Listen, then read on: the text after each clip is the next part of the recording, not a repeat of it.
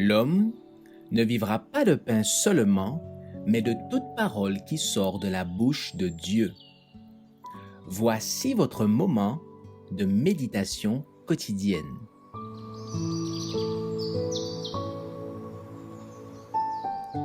Maranatha.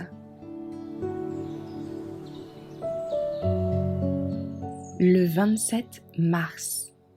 Une norme sûre. Revêtez-vous de toutes les armes de Dieu, afin de pouvoir tenir ferme contre les ruses du diable. Éphésiens 6, verset 11. Chaque réveil du peuple de Dieu est marqué par un redoublement d'activité de la part de l'ennemi. Il rassemble maintenant ses dernières énergies pour un assaut final contre le Christ et ses disciples. La grande et suprême séduction est imminente. L'Antichrist va opérer ses plus grands prodiges sous nos yeux. La contrefaçon sera si parfaite qu'il ne sera pas possible de la démasquer que par les Écritures. C'est en effet par ces dernières qu'il faut éprouver la nature de chaque déclaration et de chaque miracle. Seuls ceux qui se seront fortifiés par l'étude des Écritures pourront subsister au cours du dernier conflit. Chacun devra résoudre cette question vitale. Obéirai-je à Dieu ou aux hommes? L'heure décisive est imminente. Nos pieds reposent-ils sur le rocher immuable des Écritures? Sommes-nous prêts à prendre la défense des commandements de Dieu et de la foi de Jésus?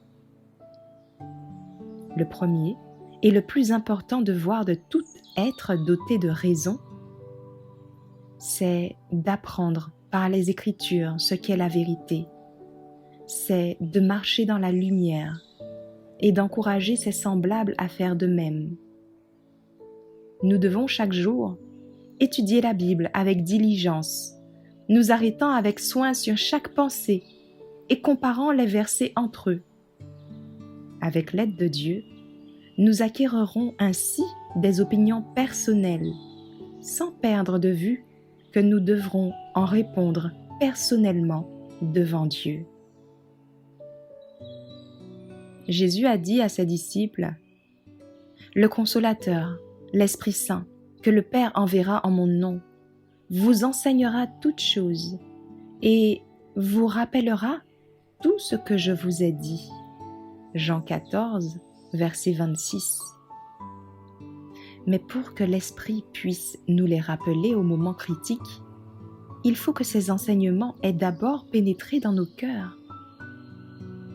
C'est au moment de la crise que seront manifestés ceux qui ont pris la parole de Dieu pour règle. Que l'opposition, le fanatisme et l'intolérance s'élèvent, que les feux de la persécution se rallument.